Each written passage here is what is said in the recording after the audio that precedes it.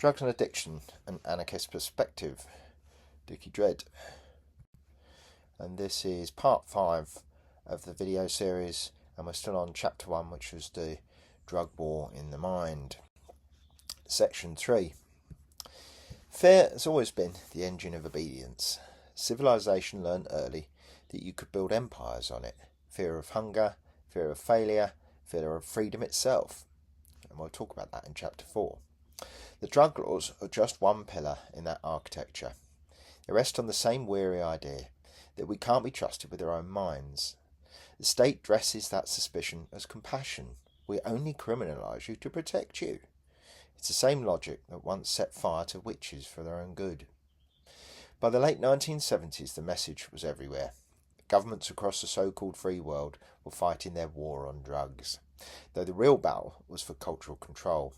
Nixon in the US had already branded users and radicals as enemies within. Thatcher picked up the tune with her crusade against the permissive society. None of it was about health. It was all about hierarchy. The obedient drugs, alcohol and tobacco, stayed legal, neatly greasing the wheels of work and exhaustion. The disobedient ones, cannabis, speed, LSD, the drugs of curiosity and rebellion, were banned. Meanwhile, cocaine powered the yuppie boom and wrecked more souls than any spliff ever did. You drank yourself into a fog and you were still respectable, but seeing through the machinery of control, that was forbidden. For me and the people I ran with, that hypocrisy said it all. The law was the crime, not the substance. We knew the risks, weighed them, and chose anyway. Getting high was a declaration of independence.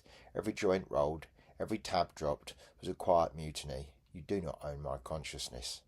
The fear they peddled, madness, moral collapse, the mythical drug fiend, it didn't match what we saw. We weren't falling apart, we were waking up. And that, of course, was what scared them. The crackdowns proved the point.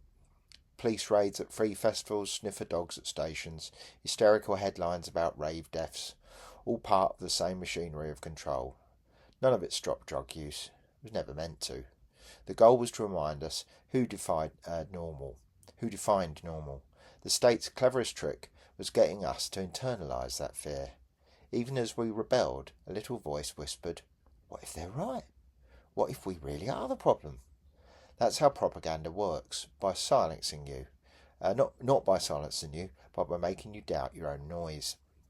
Years later, Professor David Nutt, the government's so-called drug czar, had the audacity to point out the obvious. Alcohol and tobacco cause far greater harm than LSD or ecstasy, yet remain legal because they would keep economy humming. He was sacked for saying it. His other crime was honesty, telling the BBC that taking ecstasy was statistically less dangerous than horse riding. Facts were beside the point. Fear was the product, and the market was strong. As long as people stayed scared of their own desires, authority could keep selling safety as virtue. That architecture of fear still stands. There you can hear it creak. Every time someone speaks honestly about their use, every time a community replaces punishment with care, another brick slips loose.